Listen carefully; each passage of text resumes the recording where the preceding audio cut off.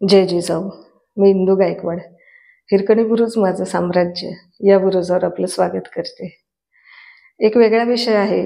खूप वर्षांपूर्वीची घटना आहे, प्रसंग आहे, अनुभव आहे. आणि हा अनुभव हा एक इतका वेगळा अनुभव आहे, की ज्याच्यातून काहीतरी बोध घेता येईल, इतरांना मार्गदर्शन होईल आणि गरीब परिस्थितीमधून कसं त्यावरती मात करून पुढे जाता येईल आणि आपल्याला मार्गस्थ होता येईल. तर असं आहे या उदाहरणावरनं आपल्याला लक्षात येईल. तर खूप वर्षांचा काळ म्हणजे एक 20 वर्षांपूर्वीचे असेल हे. 20 वर्षांपूर्वीची ही गोष्ट आहे. आमच्या इथे एक कामवाली बाई होती. कामवाली बाई आणि ती काय करत होती, घरकामं पण करायची, धुण्या भांड्याची, झाडं पुसण्याची वगैरे आणि सकाळी कचरा गोळा करण्याचं पण काम करायची ती. आणि आमच्या घराच्या जवळच ती वस्ती होती. तर त्या वस्तीमध्ये ती राहत होती. पण अतिशय प्रामाणिक आणि चांगल्या त्या बाई होत्या.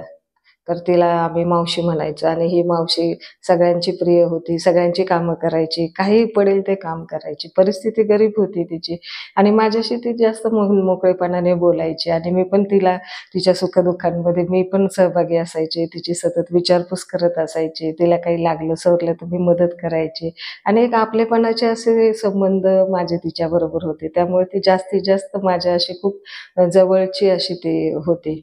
तिच्या काहीही अडचणी असतील, काहीही संकट तिच्यावर आले तर ती मला सांगायची प्रथम. म्हणजे तिचा एक विश्वास होता माझ्यावर आणि ती ते माझ्याशी शेअर करायची वेळोवेळी. तर एकदा काय झालं, मी कॉलेजमधून आले आणि दुपारी आल्यानंतर थोडा वेळ झाला असेल, 1 तासाभराने लगेच ती धावत पळत माझ्याकडे आली आणि आली ती तशी रडायलाच लागली. काय मी विचारलं, "काय झालं?" "नाही, नाही," म्हणे, "असं झालंय मला. मुलाने औषध माझ्या मोठ्या मुलाने औषध पिऊन घेतलेलं आहे. त्याला दवाखान्यामध्ये न्यायचंय." मी काही मागचा पुढचा विचार नाही केला. लगेच भराभरा मी पण आवरलं आणि पटकन तिच्याबरोबर गेले. रिक्षा बोलवली.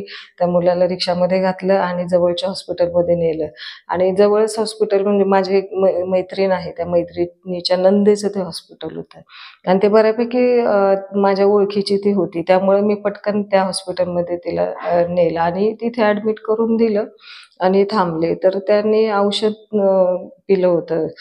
काहीतरी विषारी औषध होतं ते आणि ते त्याच्या शरीरामध्ये भिनायला लागलं होतं. त्याला फिट आली होती.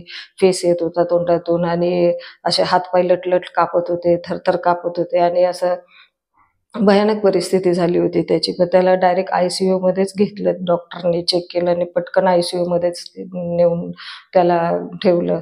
नंतर मग बाहेर मी आणि त्याची आई आम्ही दोघीच जणी बाहेर होतो. मग थोडं तिचं रडणं काही थांबेना. मी तिला थोडंसं शांत पण करत होते आणि थोडी मी पण घाबरली होते आणि मलाही कळलेलं नव्हतं की नक्की झालंय काय आणि परिस्थिती तर एकदम खूपच भयानक झाली होती. त्यामुळं काय बोलावं आणि काय करावं काहीच कळत नव्हतं. मी पण अशी थोडी बधीरच झाली होती आणि त्यांना फक्त मी थोपटत-थोपटत तिचं रडणं शांत करत होते. विचारपूस करण्याच्या याच्यामध्ये मनस्थितीमध्ये ती पण नव्हती. कारण आय-सी-यूमध्ये ठेवल्यामुळं त्या मुलाचं म्हणजे परिस्थिती खूपच अशी कठीण होती.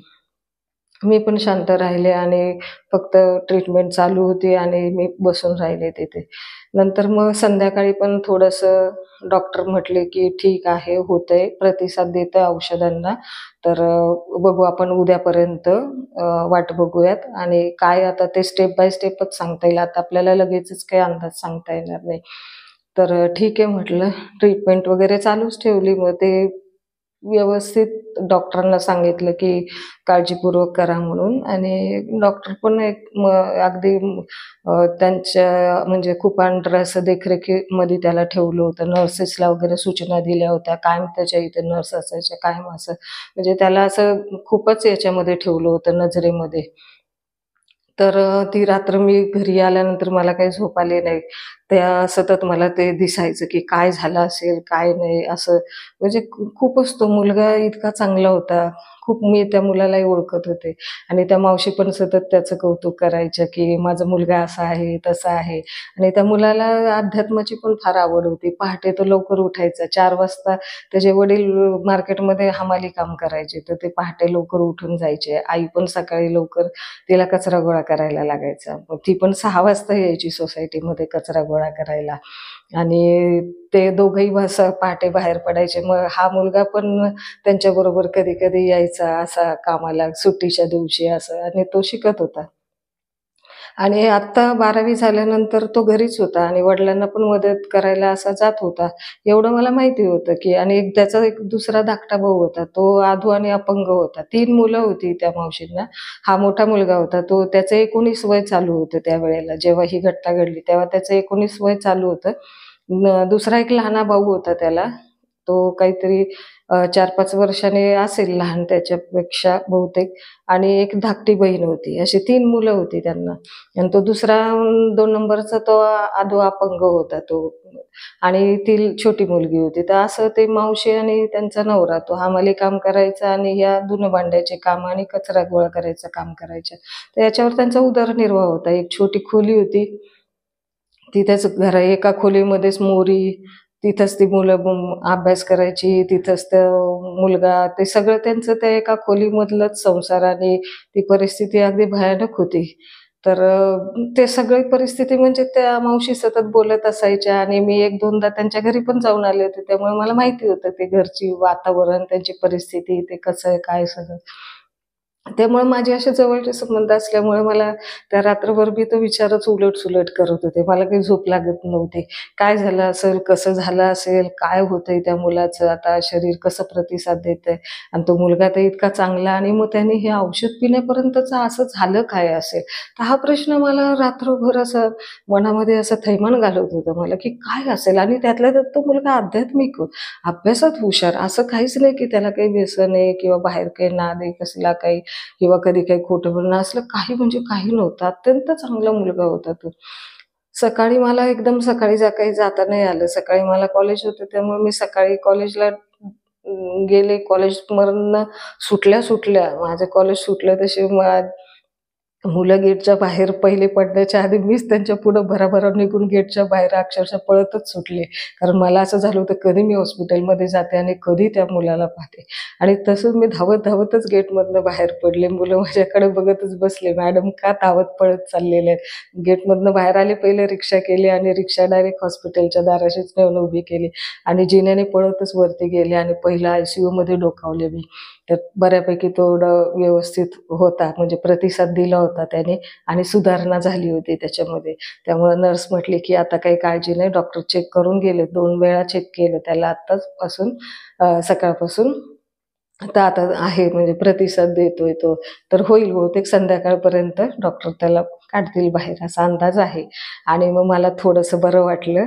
अ, बाहेर मग आई त्याची होतीच. मग आईला सांगितलं, म्हटलं, "काळजी नका करू मावशी, आई व्यवस्थित होईल." असं. तर ती मला पाहिलं की रडतच बसायची बस. आणि म्हटलं, "ना रडणं थांबवा." म्हटलं, "होईल बरं, होईल." डॉक्टरांनी सांगितलं आता. तर मग थोडंसं त्यांना पण धीर आला आणि मग बसले मी परत त्यांच्याबरोबर आणि गप्पा मारत म्हणजे कसं त्यांना एक थोडासा धीर पण देणं, थोडंसं हे पण करणं. त्यांना काही खायला मी आणलं होतं डब्यामध्ये, ते दिलं त्यांना खायला आणि खाऊ घातलं. त्यांचं कसं नवरा कामाला, कारण का हातावरचं पोट. खायला-प्यायला आणि 2 पैसे घर चालवायला पाहिजे. घरी 2 लेकरं होती. तो मुलगा पण आधू अपंग, तो घरातच असायचा. ती मुलगी लहान आणि ते दोघंच भावंडं घरी राहायचे आणि वडील तिचा नवरा कामाला जायचा आणि ती इकडं दवाखान्यात बसलेली. याच्या पहिले कडं कोणच नव्हतं, म्हणजे त्या पोरांकडेही बघायला कोणी नव्हतं आणि इकडंही या मुलाकडं आईशिवाय पर्याय नव्हता. तर अशी त्यांची परिस्थिती होती. आणि खूपच त्या गोष्टींमुळे ती खचूनच गेलेली होती. तिला कसंबसं मी बोलतं ठेवत होते, तिचं सांत्वन करत होते. अशा प्रकारे मग ते परत संध्याकाळ झाली. डॉक्टर म्हटले, की थोडंसं आता सोडलं तरी आता चालेल. मग त्याला काढलं बाहेर. बाहेर काढल्यानंतर स्पेशल रूममध्ये ठेवलं आणि व्यवस्थित थोडंसं ट्रीटमेंट द्यायला त्याला चांगल्या प्रकारे तो सुधारणा थोडी दिसली चांगली. त्यामुळे मग जरा व्यवस्थित सगळ्यांना वाटलं, की ठीक आहे आता होईल म्हणून.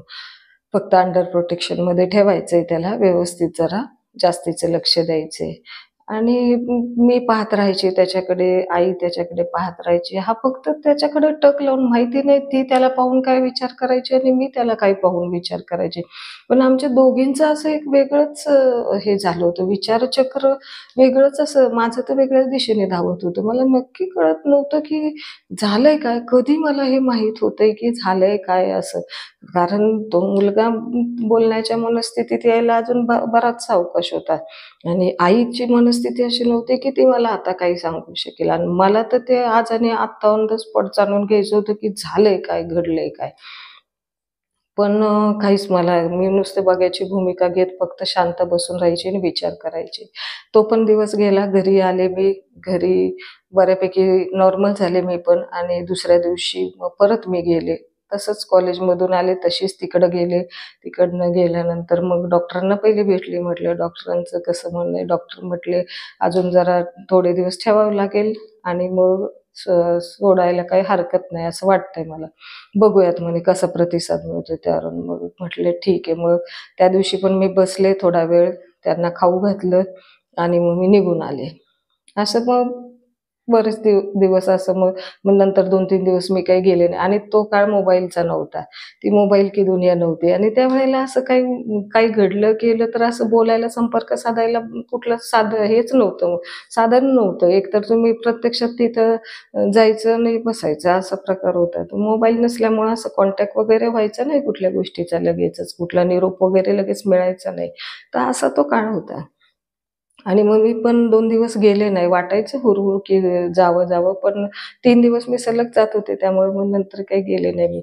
मग असं नंतर 4-5 पुढच्या आठवड्याने मी 1 आठवड्याने गेले. डॉक्टर म्हटले की आता सोडायला काही हरकत नाही. आणि मग सोडायचं ठरलं. सोडल्याच्या दिवशी मग मी गेले दुपारी आणि डॉक्टरांनी बिल दिलं ते.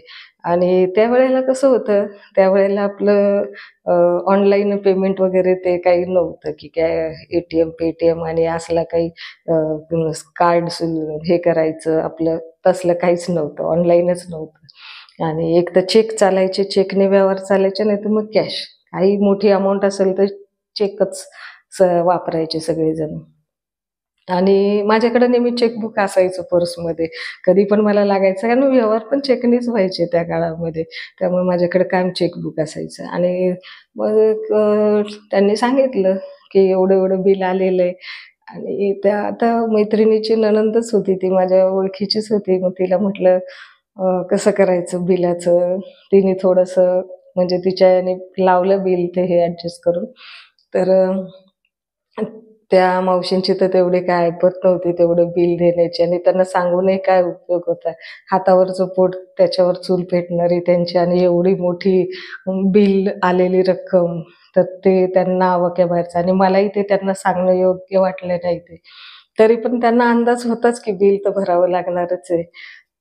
तर मग मी त्या मॅडमला म्हटलं की मी काही बिल पेमेंट करते, कॅश पेमेंट करते आणि काही चेकने देते. माझ्याकडे एवढी काही कॅश आता नाहीये. त्यांचं बिल मीच भरते कारण त्यांच्याकडे तेवढे पैसे नाहीयेत आता काही. तर चालेल म्हटले. तर मग डॉक्टर म्हटल्या की "मॅडम ठीक आहे, तुम्ही फक्त हे मेडिसिनचं काय आहे ना, ते औषधांचं वगैरे काय, त्याचं बिल पेमेंट करा कॅश आणि बाकीचे जे काही पेमेंट आहे ते तुम्ही मला चेकने द्या. तसा काही प्रॉब्लेम नाही." म्हणे. "ठीक आहे, मी समजू शकते अडचण. त्यांचं बिल तुम्ही भरताय आणि असं." तर मग त्यांनी पण ते मान्य केलं. मग मी जी काही थोडी रक्कम होती कॅश, मी ती कॅश भरून टाकली आणि चेक देऊन टाकला त्यांना आणि मग त्यांना डिस्चार्ज दिला. तर डिस्चार्ज करायच्या वेळेला त्या मावशी म्हणजे त्यांची जी प्रोसेस सुरू होती डिस्चार्जची, मावशी तिथं आणि मी बाकड्यावरती बाहेरच्या बसले होते. त्या मावशींनी मला म्हटल्या की "मॅडम मी एक आले, थोड्या वेळातच जाऊन येते. तुम्ही जरा इथलं बघा तोपर्यंत." आलेच मी इथं लगेचच येते. 1 तासाभरामध्ये येते. तेवढं फक्त तुम्ही यांचं होईपर्यंत थांबा. मी आलेच. तर मी म्हटलं, "अहो मावशी तुम्ही म्हटलं एवढ्या 1 तासासाठी कुठं चाललंय? आता तो आपल्याला ही प्रोसेस चालू झालेली आहे याची." आणि म्हटलं, "तुम्ही आता एवढं काय काम आहे तुमचं? तुम्हाला काय आणायचंय का? काय करायचंय का? मी आणून देईल तुम्हाला नंतर. आता तुम्ही इथनं कुठं जाऊ नका बरं. तुम्हाला सह्या कराव्या लागतील. इथं पेपरवरती तुमची गरज लागेल इथं सह्यांना. तर म्हटलं नाही नाही लगेच जाऊन, आणि त्या रडायलाच लागल्या. मी म्हटलं काय झालं रडायला आता तुम्हाला, आता आता घरी चाललोय ना आपण, आता आता रडायचं नाही म्हटलं, चांगलं झालंय ना आता तू. तर म्हणे मग त्यांनी पिशवीमधनं एक हे काढलं, एक कागदाची पुडी काढली आणि त्या कागदाची पुडी माझ्या हातावर ठेवली. मला काही कळेच ना, माझ्या डायरेक्ट हातात हात धरला आणि माझ्या तळहातावरच त्यांनी ती कागदाची पुरचुंडी अशी केलेली ती पुडी होती ती ठेवली.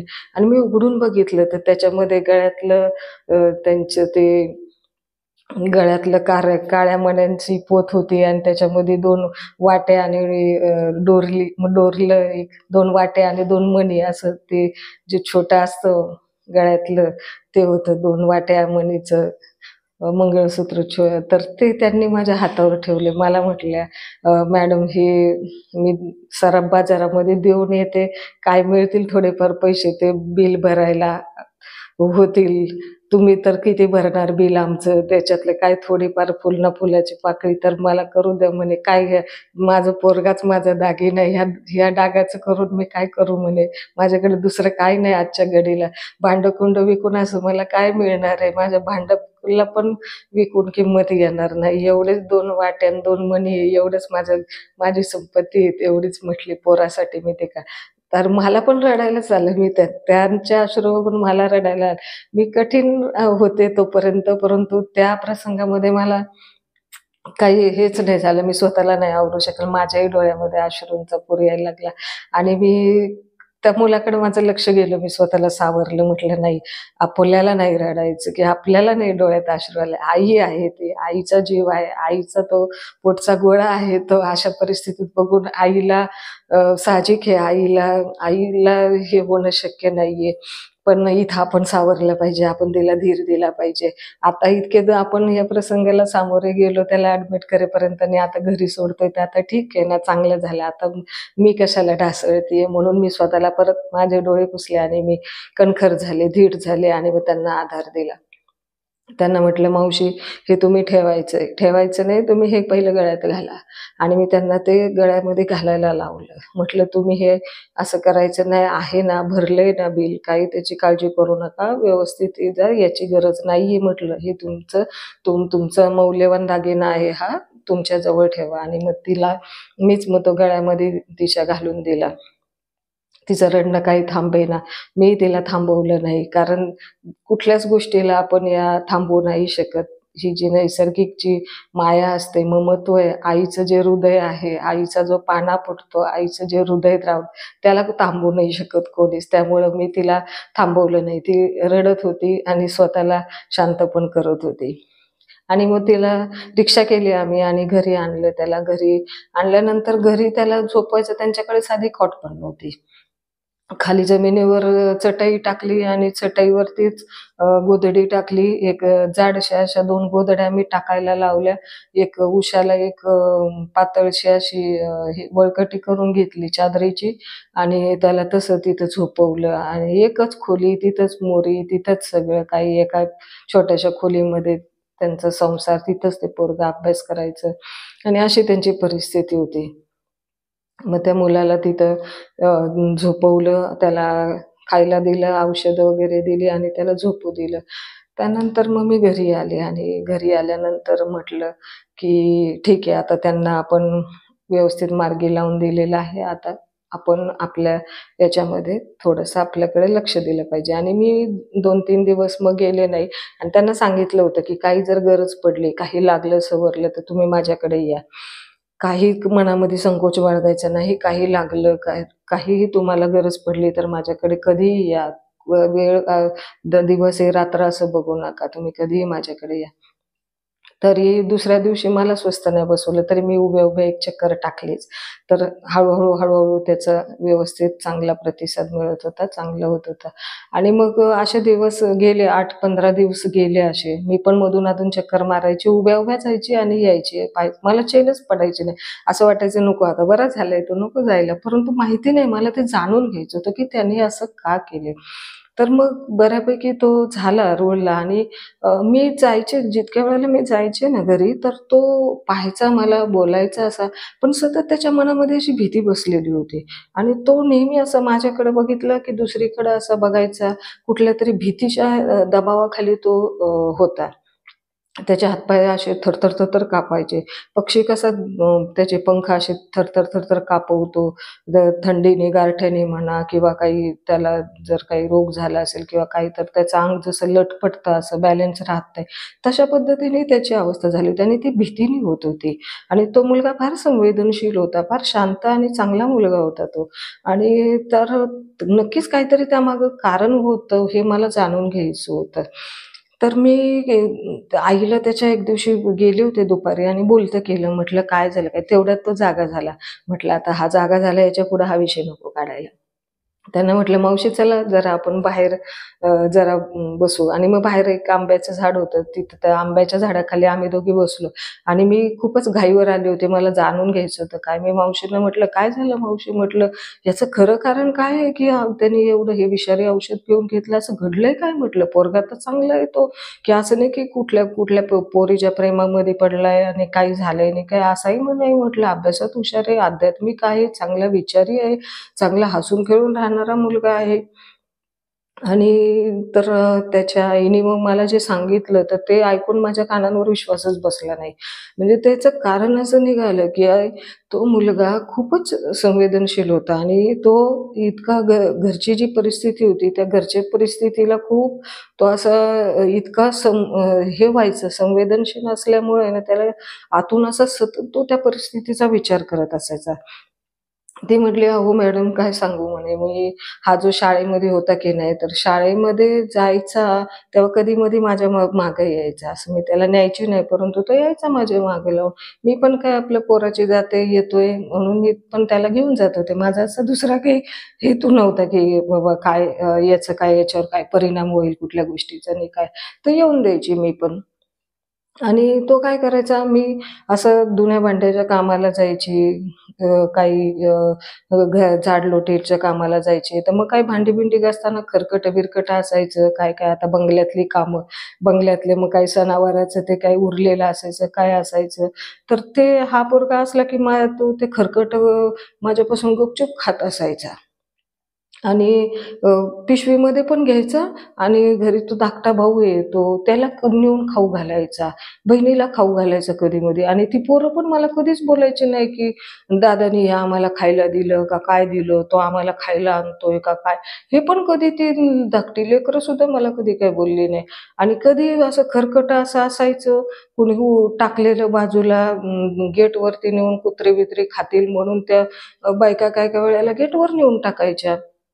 आणि हा पाहिलं रे पाहिलं, की काहीतरी कारण सांगायचा आणि मी कामात असले ना, की तो पळ काढायचा आणि तिकडं जाऊन ते बाहेरचं त्या गेटवर टाकलेलं, ते उकिरड्यावर टाकलेलं, झाडाजवळ नेऊन टाकलेलं हे खरकटं-बिरकटं ते उचलून खायचा हा आणि त्या खाण्यासाठी तो माझ्या मागे यायचा. मला माहिती नाही, मला वाटलं, की तो असंच येतोय ते मला काहीतरी आडवं-तिडवं मदत करायला म्हणून येतोय. मला कधीच असं वाटलं नाही आणि तो असं करत असेल म्हणून बरेच दिवस तो असं हे खरकटं खाण्यासाठी तो माझ्या मागं-मागं यायचा आणि गुपचूप-गुपचूप खायचा, खिशात भरून घ्यायचा, कागदात बांधून घ्यायचा आणि काय चांगलं-चुंगलं असेल तर मग ह्या धाकट्या भावंडांना घेऊन यायचा आणि गुपचूप त्यांना पण खाऊ घालायचं आणि सांगायचं, की आईला सांगू नको, की मी आणतोय असं. म्हणजे असं त्याचा तो त्या भावंडांना जीव लावत होता इकडनं आणि इथून असं स्वतः पण खात होता. तर एकदा का मला का असं कित्येक मला कधीच लक्षात आलं नाही हा प्रकार आणि एकदा काय झालं, एका त्या मालकिनीने मला सण होतात आणि ते पुऱ्या आणि बटाट्याची भाजी होती, श्रीखंड होतं उरलेलं, तर तो भरपूर स्वयंपाक उरला होता. मला काय म्हटलं, "त्या बाहेर नेऊन टाक, त्या बाहेरच्या गेटच्या बाहेर त्या उकिरड्यावरती नेऊन टाक, कुत्रे-मांजरे काहीतरी खातील ते, त्यांच्या मुखात जाईल 2 घास." असं खरकट्यात वाया जाण्यापेक्षा. म्हणून मी तेवढं पातेली भरून ती भाजी, पुऱ्या, तो श्रीखंड, असं भजी काय-काय होतं उरलेलं ते उकिरड्यावर नेऊन फेकून आले. मग तिथं बरेचसे कुत्रे-बित्रे असायचे, ती यायचे खायला आणि नंतर मी माझी भांडी-बिंडी धुवायला घेतली नळाखाली तिथं बंगल्यात आतमध्ये. आणि हे पोरगं माझ्या बरोबर तिथं होतं, खेळत होतं, असं काहीतरी करत होतं. आणि लगेच गायब झाले ते कुठेतरी. म्हटलं असंच खेळत असेल, एवढा मोठा बंगला, पेरूची झाडे, आंब्याची झाडे, कुठे इकडे तिकडे हे करत असतं, ते हिंडत असतं बागेमध्ये. म्हणून मी लक्ष नाही दिलं. आणि बाहेर कुत्र्यांचा जोरजोरात आवाज यायला लागला, कुत्री भुकत होती म्हणून. मग त्या मालकीनबाई म्हटल्या, अगं ते कुत्र्यांचा लय आवाज आला, हल्ली लयच कुत्री यायला लागली इथं, जरा लयच आवाज येतोय. म्हणून मी जरासं बाहेर डोकावलं, ती भांडी धुवायची घासली होती ती ठेवली आणि पटकन बाहेर आले. म्हटले कुत्र्यांना हाकलून द्यावं, लयच आवाज. आणि मी बाहेर पटकन आले आणि बघते तर माझं पोरगं ते दगडीने त्या कुत्र्याला मारत होतं आणि एकीकडे त्या पुऱ्या खात होतं, ती भाजी खात होती. तो चक्का पटापटा श्रीखंड जे होतं ते घेऊन घेऊन खात होतं, गबागबा गिळत होतं ते. आणि मला एकीकडे ती कुत्री खायला बघत होते, तर त्या कुत्र्यांना खायला नको कुत्र्यांनी म्हणून तो घेऊन त्या कुत्र्यांना दगड मारून आणि खात होता एकीकडं. आणि ते खाऊन झाल्यावर त्याने त्या पुऱ्या बिऱ्या सगळं एका कागदामध्ये भरलं आणि खिशामध्ये, दोन्ही खिशामध्ये तुडुंब भरले ते कागद. त्या कागदांमध्ये पुऱ्या भरल्या होत्या आणि घरातून जातानाच तो कागद घेऊन आला होता. आणि ते त्याने दोन्ही खिसे भरून घेतलं. आणि मी लांबूनच ते पाहिलं. माझं डोकंच काम करेना. ते तशी परिस्थिती माझ्या लेकराची बघून उकिरड्यावरचं खरकटं माझं पोरगं खातंय आणि त्याच्यासाठी तो माझ्या मागे येतोय रोज. हे बघूनच मी हे झाले. मी काहीच बोलले नाही, काही नाही. कुत्र्यांना हातात मारायला घेतलेला दगड मी फेकून दिला आणि तशाच मागच्या पावली आले. त्या पोरालाही काही बोलले नाही, काही नाही. पण मला आल्याबरोबर रडूच कोसळले की माझी पोरांवर काय अवस्था झालेली, एवढं मोठं माझं पोरगं आणि आज लहानपणापासून हे उकिरड्यावरचं उचलून खातंय, माझ्या मागं धावतंय आणि मला माहिती नाही. मी माझ्या पोटाच्या कामासाठी इथं हे करते आणि माझं पोरगं तेच शिळपाकं खरकट्यावरती जगतंय माझ्या मागे येऊन येऊन. ह्याचं मला लाज वाटली मला स्वतःची, की काय आपण करतोय हे. तर ते मला खूपच तो प्रसंग तिने जे सांगितलं, तर ते मलाही ऐकून तो धक्का बसला. आणि म्हणे पोरगं माझं एवढं हे, बाप किती म्हणे त्याला जीव लावायचा आणि बाप असा. पोरगं लय माझं देखणं आणि ते पोरगं खूप सुंदर होतं. तर इतकं सुंदर होतं ना की अगदी गोरापान देखणं आणि केस बीस एकदम छान त्याचे. त्याचं नाव वडिलांनी रुपेश ठेवलं होतं. वडिलांना त्याचं सौंदर्य बघून वडिलांनी त्याचं नाव रुपेश ठेवलं होतं. वडिलांचा तो लाडका होता फार. आणि छान एकदम देखणा पोरगा होता तो. हुशारही होता, अभ्यासातही हुशार होता. सकाळी उठला की ते वाचन करायचा, तो भगवद्गीता वाचायचा, त्यानंतर दासबोध वाचायचा, गुरुचरित्र वाचायचा. सकाळी 4ला आम्ही उठलो की तो त्याचं वाचन वगैरे सुरू व्हायचं. मस्त गंध वगैरे लावायचा आणि नंतर मग कॉलेजला जायचा. असं 12वी पर्यंत त्याचं सायन्समधून होता तो. 12वीला त्याला सायन्सला 75% मार्क पडले होते. सायन्समधून त्याचं झालं होतं शिक्षण 12वी पर्यंत. आणि त्याच्यानंतर त्यांनी त्या 19व्या वर्षी तो हा असा प्रकार केला. तर मग म्हटलं, मग आता हे त्याने जे औषध पिऊन घेतलं ते का बरं घेतलं? तर म्हणे, अहो ताई ते काय झालं की वडिलांबरोबर तो जायचा कामाला. कुठेतरी आडवं-तिडवं काहीतरी काम मिळेल म्हणून जायचा तो. कारण काय पैशाची खूप गरज होती चणचण. त्यालाही पुढे शिकायचं होतं, पैसाच नाही. मग ते बापाच्या मागे जायचा. कुठेतरी झाडू मार, कुठेतरी काहीतरी उचल-साचल कर, काय पडेल ते काम कर, असं काही ना काय करायचं तो वडिलांच्या मागे जाऊन तिथं. बाप त्याचा हमाली काम करायचा. मग ते दुकानामध्ये काही पोती-बिती उचलायची, तेलाचे डबे उचलायचे, गुळाच्या बेली उचलायच्या, असं ते हमालीचं काम करायचे. जिथं काही काम मिळेल दुकानामध्ये ते सगळं घाऊक व्यापाऱ्यांची दुकानं मार्केटला आणि त्या मार्केटला मग हे असे हमालीचं काम ते. आणि मग ह्या पोराला पण ते 2 पैशासाठी तोही जायचं, तोही करायचा असं. तर ते एकदा काहीतरी ते तेलाचा डबा 15 लिटरचा तेलाचा डबा तो हे झाला, पडला यांच्या हातातून असा आणि तो फुटला. गिरायकाला द्यायचा होता वाटतं आणि तो फुटला आणि ते तेल सांडलं सगळं. 15 लिटरचं तेल सांडून गेलं. तर मग ते दुकानदाराने बेदम त्यांना 2-3 अशा थोबाडीत मारल्या, दे भरून, आता पैसे तरी दे भरून, असं तसं. मग ते भांडणं झाली त्याच्यामध्ये. मग शिवेगाळ झाली. हे पोरगं मग कुठं काम करत होतं ते धावत धावत आलं. त्याने पाहिलं बापाला असं गचळवत होती. 2-4 लोक शिवाय घाण देत होती. ह्या पोराने ते ऐकलं, काहीच करू शकत नव्हता. आता हा पोरगा काय करणार? बापाला असं शिवीगाळ करताना, गचळवताना पाहून त्याच्यावर खूप मोठा परिणाम झाला. आणि तो प्रसंगही झाला. त्याच्यानंतर मग अजून एका दुसऱ्या दुकानामध्ये पण भांडणं झाली कशावरून तरी. त्याला असे त्याच्या 4-5 घटना अशा घडल्या की त्याच्या त्या डोळ्या देखत झाल्या आणि बापाचा इतका अपमान, इतका गरिबीचा अपमान, इतक्या घाण शिव्या, इतकं काही. आणि हा माझा 12वी सायन्स झालेला पोरगा, हुशार पोरगा, आध्यात्मिक पोरगा, याला ते एक संवेदनशील पोरगा, इतका देखणा पोरगा, विचारी पोरगा, आणि तो सतत त्या बापाचे अपमान बघून बघून बघून त्याला त्याच्या डोक्यावर परिणाम व्हायला लागला. आणि तो असा काहीच करू शकत नव्हता. त्या गरिबीला काही करू शकत नव्हता, त्या बापाच्या अपमानाला काहीच करू शकत नव्हता, आणि तो जे बाप काम करतोय त्या कामालाही थांबवू शकत नव्हता, कारण त्याच्यावरती तर चूल पेटत होती. तर असं एकदम आता ही घटना घडायच्या आदल्या दिवशी तर बापाला त्याच्या मारलं होतं, आणि काय कारण झालं नव्हतं झालं माहिती नाही काय, पण त्याला बेदम मारलं, डोकं फोडलं, रक्तबंबाळ झाला होता त्याचा बाप. आणि मग हे पोरगं गेलं दुकानामध्ये, एक हळद आणायला गेलं. तर हळद आणायला तर दुकानदार म्हटला 10 रुपये ठेव, हळद नेतो. एवढं त्याला काय माहित नव्हतं दुकानदाराला काय घडलंय इकडं ते. तर मग तो म्हटलं की अहो माझ्याकडे 10 रुपये नाही आहेत, माझ्या वडिलांना तिथं मारले, रक्तबंबाळ झाले, तर त्यासाठी हळद दाबायला पाहिजे.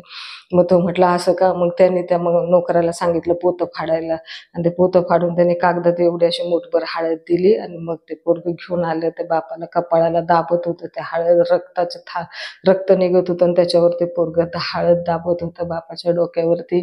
मग कपडा घेतला, त्या कपड्याने बांधलं 2-4 लोकांनी, मग ते घरी आणून टाकलं. आणि तेव्हा हे पोरगं जे घरी आलं तेव्हापासून त्याच्या डोक्यावरती काय परिणाम झाला माहिती नाही.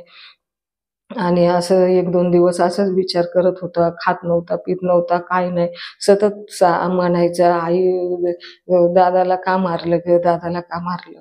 तर मग असं मला मला पण त्याच्याबरोबर काय उत्तर नव्हतं. आणि ते पोरगं असंच होऊन मग सकाळी मी माझ्या कामाला बाहेर पडायची, बाप जायचा, बापाला तर कामाला जाणं भागच होतं. तिकडं डोकं पुढं नाही तर हातपाय कुठं, चूल कशी पेटणार, ही 3 लेकरं कशी खाणार, आणि मी तर उधारपाधारे, मला तरी कोण देणार. मी असंच काम करून आणि जगत 2 पैशाचा आधार लावत होते.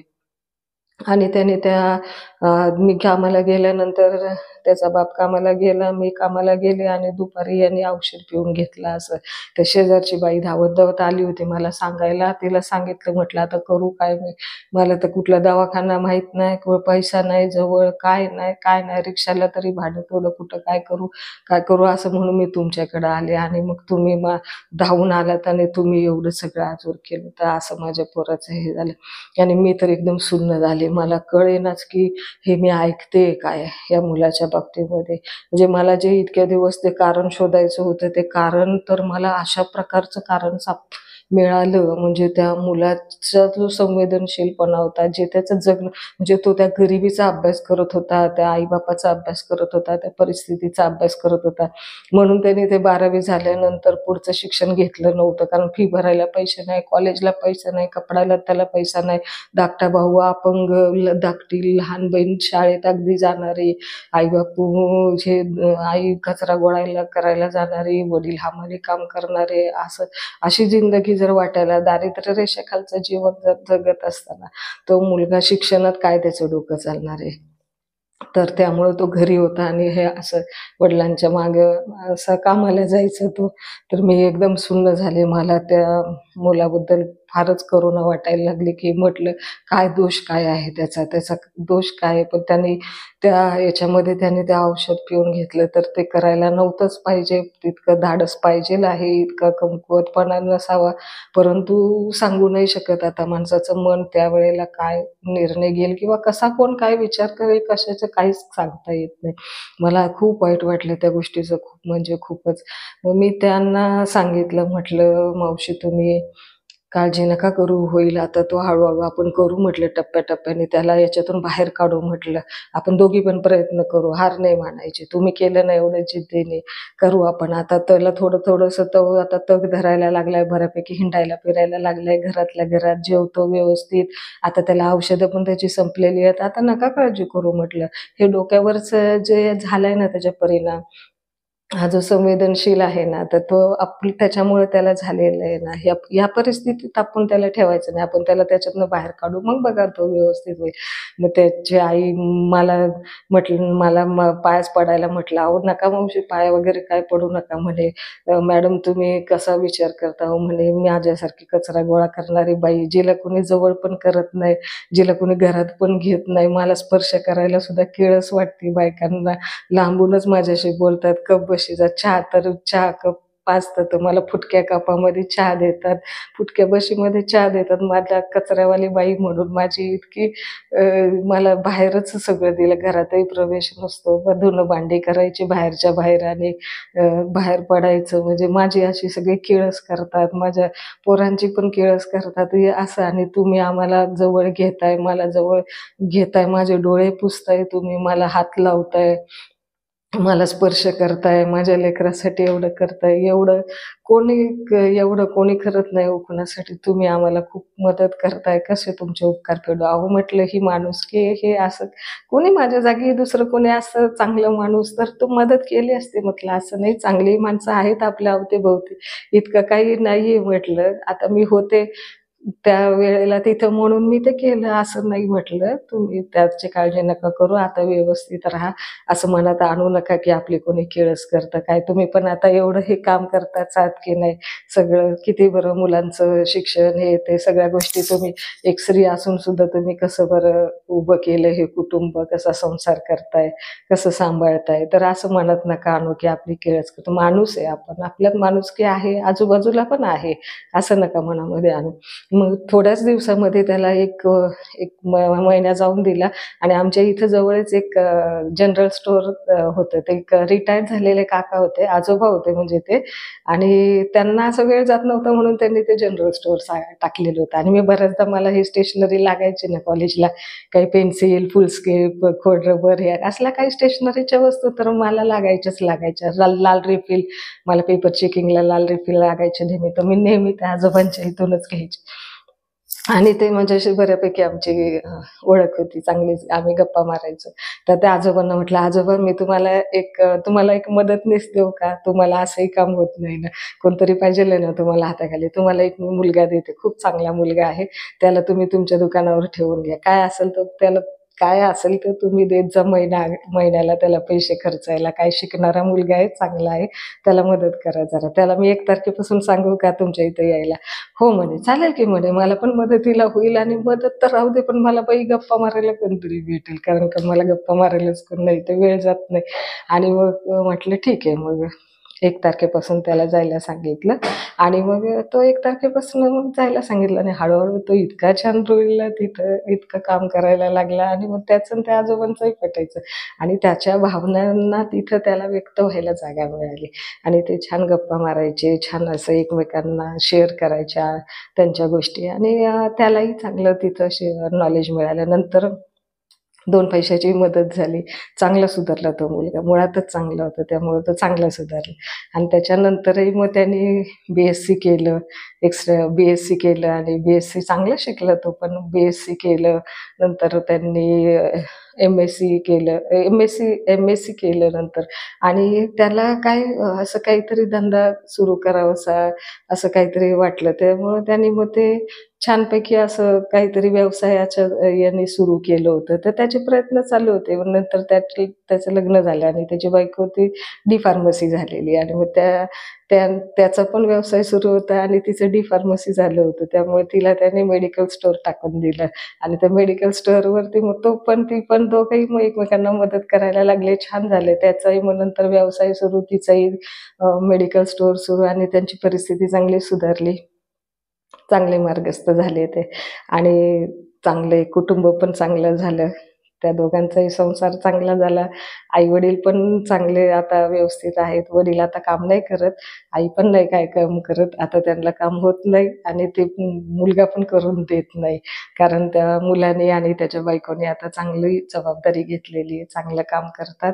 चांगलं त्यांनी स्वतःचे दोघांचे व्यवसाय वाढवलेले आहेत आणि छानपणे मार्गस्थ झालेले आहेत. तर हा एक अनुभव, हा एक प्रसंग, ही एक घटना कुठेतरी माझ्या मनामध्ये होती ती आणि ती अशी होती की आपण कोणाला तरी मार्गस्थ करू शकतो, या दलदलीतून बाहेर काढू शकतो, या प्रसंगाला तोंड देता येतं. परिस्थिती सारखी नसते, 5 बोटं सारखे नसतात, सगळीच माणसंही सारखी नसतात. चांगलं पण आहे, वाईट पण आहे, हे जग सगळं आहे आणि त्यात आपण चांगलंपणा बघायचा आणि चांगलं राहायचं आणि मार्गस्थ व्हायचं.